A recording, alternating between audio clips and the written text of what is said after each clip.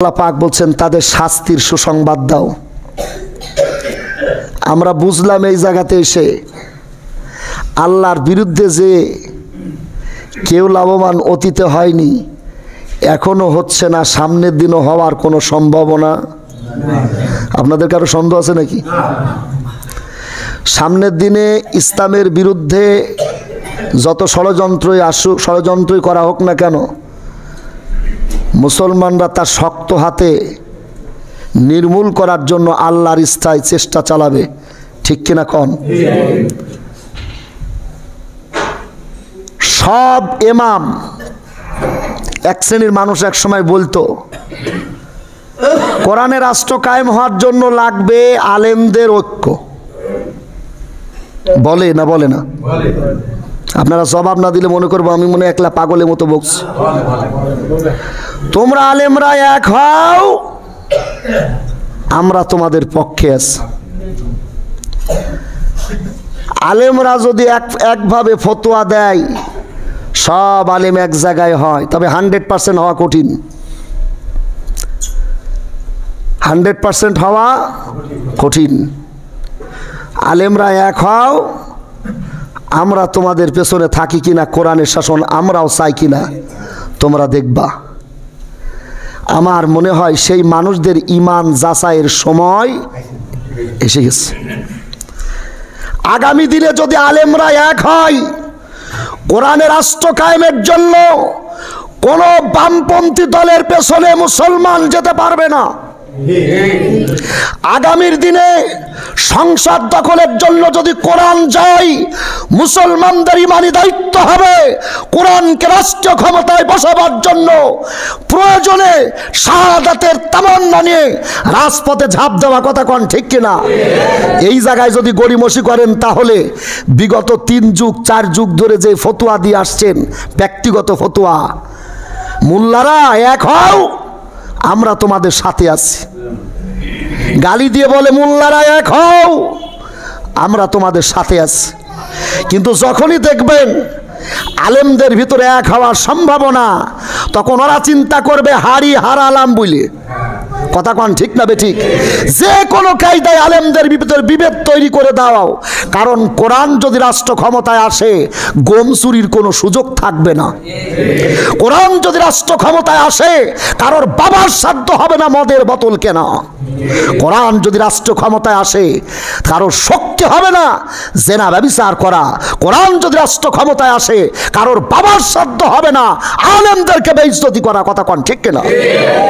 আমানত রক্ষা করা হবে কোরআনের দায়িত্ব। আল্লাহ পাক বলেন, قالت إن الملوك إذا دخلوا قرية أفسدوها وجعلوا أعزة أهلها أذلة وكذلك يفعلون। যদি জালেম ক্ষমতায় আসে, ইসলাম বিদ্বেষী ক্ষমতায় আসে, ওরা 2টা কাজ করবে। কয়টা কাজ? 1 নাম্বার হচ্ছে দেশ সমাজ জাতির ভিতরে অশান্তি তৈরি করবে, ফাসাদ তৈরি করবে। ওয়াজআলু আইজ্জাতা আহলিহা আদিল্লা ওয়া কাযালিকা ইয়াফআলুন। সম্মানিত লোকদেরকে তারা বেইজ্জতি করবে। আমার মনে হয় বাংলাদেশ সহ সারা পৃথিবীর মানুষ জালেম কাকে বলে, কারা জালেম, কারা কোরআনের বিরুদ্ধে অবস্থান করে, 56,000 বর্গ মাইলের দেশের মানুষ ইতোমধ্যে বুঝতে পেরেছে। এখনো যদি না বোঝে, বুঝতে হবে এরা জাতীয় মুনাফিক। আর কত বুঝায় মানুষকে? আপনারা দোয়া করেন, দোয়া করেন। আমরা বলবো এই দেশে কোরআনের রাষ্ট্র প্রতিষ্ঠার জন্য যারা আমরা আজকে ইসলামিক দলের বাইরে আছি, আমরা তাদেরকে আহ্বান জানাই, ইসলামের ছায়াতলে আসুন। কে সরমনা, কে তাবলীগ, কে জামাত, কে শিবির, কে আওয়ামী লীগ, কে বিএনপি, কে কি দেখার দরকার নাই।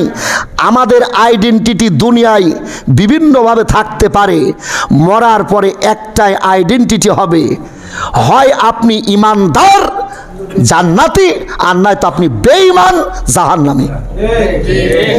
আওয়ামী লীগ বলে পরিচয় নেওয়া হবে না, মাটির নিচে জামাত ইসলাম বলে পরিচয় হবে না, বিএনপি বলে পরিচয় হবে না, তাবলিগ জামাত বলে পরিচয় হবে না, সরমনা বলে পরিচয় হবে না।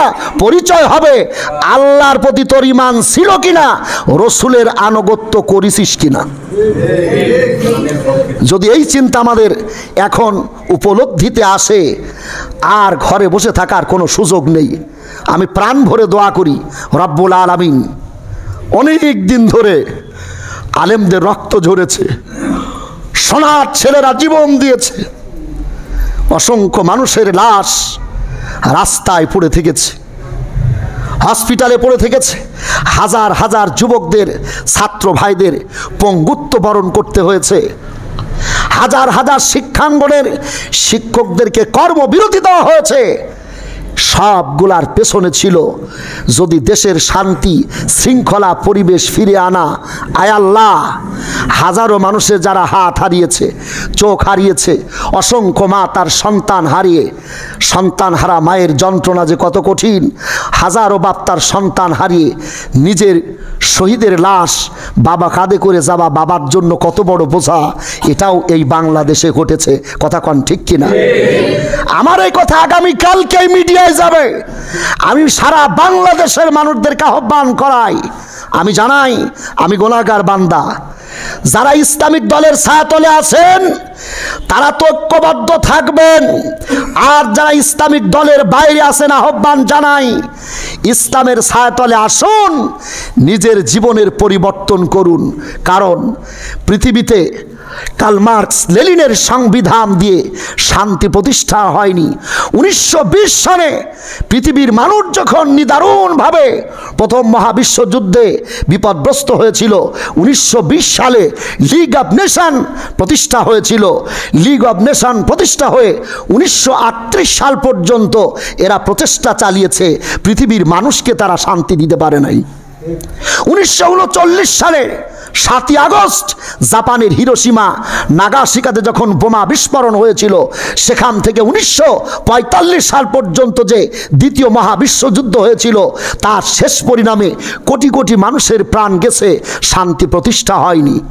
1945 সাল থেকে আজ পর্যন্ত সেকুলারিজম, সোশ্যালিজম, ন্যাশনালিজম, ক্যাপিটালিজম তারা প্রচেষ্টা চালাচ্ছে শান্তি প্রতিষ্ঠার জন্য। শান্তি তারা দিতে পারে নাই। শান্তি কোনো কিছুতে হবে না একমাত্র কোরআনের বিধান ছাড়া। কথা কন ঠিক কিনা? যুবক ভাইরা, আমার কথায় কষ্ট নেবেন না। আমি আমার কথা বলার জন্য দাঁড়াইনি। আমি আবারও শেষ কথা বলি, আপনি জামাত ইসলামের কর্মী, নামাজ পড়েন না, জান্নাত আপনার মামু বাড়ি না, আল্লাহ আপনার জান্নাত দিয়ে দিবে। আপনি জামাত ইসলামের কর্মী, যাকাত আদায় করেন না, আল্লাহর বিধানের বাইরে চলেন, সাইনবোর্ড নিয়েছেন জামাত ইসলাম করি, আল্লাহ আপনাকে এই সাইনবোর্ড দিয়ে জান্নাত দেবে না। আপনি চরমনা করেন, আল্লাহর বিধান মানেন না, আপনার দল আপনাকে জান্নাতে নিয়ে যেতে পারবে না, পারবে না, পারবে না। কথা কন ঠিক কিনা? আপনি যতই বাম রাজনীতির ক্ষমতা অস্ত্র শস্ত্র দেখান, ফেরেশতারা কিন্তু আপনার অস্ত্রের ভয়ে রাষ্ট্র ক্ষমতা ছিল, এই দেখে আপনি শাস্তির হাত থেকে বাঁচতে পারবেন না। বাঁচার পথ তারাক্তু ফিকুম আমরাইনি লান তাদিল্লু মা তামাসসাকতুম বিহিমা কিতাবাল্লাহি ওয়া সুন্নাতি রাসূল। আল্লাহ রাসূল বলছে, দুইটা কাজ যদি করো কশ্চিন কালেও পথভ্রষ্ট হবে না, যদি আল্লাহর কিতাবের বিধান মানো এবং রসুলের সুন্নাগুলা আমল করো, কশ্চিন কালেও দোজকে যাবা না। জোরে বলেন সুবহানাল্লাহ। তাহলে আপনারা লক্ষ্য করুন, এই আলেম সমাজ ঐক্যবদ্ধ হয়ে যদি তাদের ব্যক্তিগত মাসলাক, ব্যক্তিগত কিছু মত পার্থক্য থাকতেই পারে, সাহাবা আজমাইনদের ভিতরেও মত পার্থক্য তো ছিল না, ছিল না? সাহাবীদের ভিতরে মত পার্থক্য ছিল না, ছিল না? তাই বলে কি তারা ঈমান হারাইছে? তারা জাহান্নামে গেছে? না, নবী সাহাবীরা জান্নাতি। সুবহানাল্লাহ বলেন। নবী সাহাবীরা জান্নাতি, মাসলাক ভিন্ন থাকতে পারে, নিজ নিজ মত থাকতে পারে, কিন্তু একটা বিষয় তারা ঐক্যবদ্ধ, আল্লাহ ছাড়া কারোর গোলামি করা যাবে না, হারাম। নবী ছাড়া আর কাউকে নেতা মানা যাবে না, হারাম। কোরআনের শাসন ছাড়া শান্তি প্রতিষ্ঠা সম্ভব নয়, এই চিন্তা করার কোনো সুযোগ নেই। সাহাবীরা এই জায়গাতে ছিল শক্তিশালী সীসা ঢালা প্রাচীরের মতো। ওয়াতাসিমু বিহাবলিল্লাহি জামিআও ওয়ালা তাফাররাকু, তোমরা আল্লাহর রজ্জুকে শক্তভাবে আঁকড়ে ধরো, পরস্পর বিচ্ছিন্ন হও না। যদি পরস্পর বিচ্ছিন্ন হও তাহলে তোমাদের নসিবে ঢালাওভাবে গজব হবে। আন আবি দারদা রাদিয়াল্লাহু তাআলা আনহু قال আন তা'মুরু বিল মারুফ ওয়া তানহাউ আনিল মুনকার ওয়া ইল্লা ইউসাল্লিতান্না আলাইকুম সুলতানান যালিমান লা ইউবাজ্জিলু কাবীরাকুম ওয়া লা ইয়ারহামু সাগীরাকুম ওয়া ইয়াদউ আখিয়ারাকুম ফালা ইউস্তাদাবু লাহুম ওয়া ইয়াস্তাগফিরুনা ফালা ইউগফারু লাহুম। আবু দারদা রাদিয়াল্লাহু তাআলা আনহু বলতেন, তোমরা সৎ কাজে আদেশ করো আর অসৎ কাজে বাধা দাও। যদি না করো এমন জালেম লোককে তোমাদের উপর ক্ষমতায় বসানো হবে, কে সম্মানিত কে স্নেহ পাওয়ার যোগ্য তারা খেয়াল করবে না, বড়দের সম্মান করবে না, ছোটদের স্নেহ করবে না। ঢালাওভাবে গজব আসবে, যাদের কারণে গজব এসেছে তারাও বাঁচবে না, আর গজবের অপরাধের কালে যে ইমানদাররা বাধা দেয়নি ওরাও চুপ থাকার কারণে ওদের ওপরও গজব আসবে, ওরাও বাঁচবে না। কথা কোন ঠিক কিনা? এখন আলেমরা যদি মার খায়, সাধারণ মুসল্লিরা যাদেরকে সামনে রেখে নামাজ আদায় করে আলেমদেরকে বেইজ্জতি করে, আর মুসল্লিদের কোনো ভূমিকা না থাকে, গজব আসবে না আসবে না? আমার বক্তব্য শেষ বক্তব্যে আপনাদেরকে আহ্বান জানাই, বাংলাদেশের মানুষ সবাইকে দেখে ফেলেছে, সব কিছু দেখেছে, শুধু চোখের পানি ফেলে রাতের পর রাত তাহাজ্জুদের নামাজ পড়ে অসংখ্য মানুষ কাঁদে, আয় আল্লাহ একবার দু চোখে কোরআনের রাষ্ট্র দেখে মরার তৌফিক দাও। তাদের চোখের পানি আল্লাহ যদি কবুল করেন, যদি সময় আসে আমাদের ঐক্যবদ্ধ হওয়ার, তাহলে আমরা থাকবো না পালিয়ে যাব। সময় এসেছে না আসে নাই? আমরা সব শিরক দেখেছি, এখন একটাই পথ, কোরআনের রাষ্ট্র কায়েমের জন্য ডাক দিবে। যে যে দল করেন দেখার দরকার নাই, সামনের দিকে যে নেতৃত্ব দেবে যদি তার ঈমান এবং আকীদা ইখলাস ভালো থাকে, আমানতদারি হয়, মুসলমান রাষ্ট্রের নেতৃত্ব দেওয়ার ক্ষমতা যোগ্যতা থাকে, একযোগে মুসলমানদেরকে রাজপথে নামতে হবে। কথা কোন ঠিক না?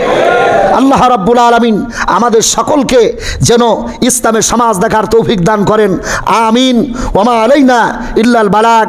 আসসালামু আলাইকুম ওয়া রাহমাতুল্লাহ। আপনার নাম হাবিবুর রহমান সাহেব না? আয়ুব আলী।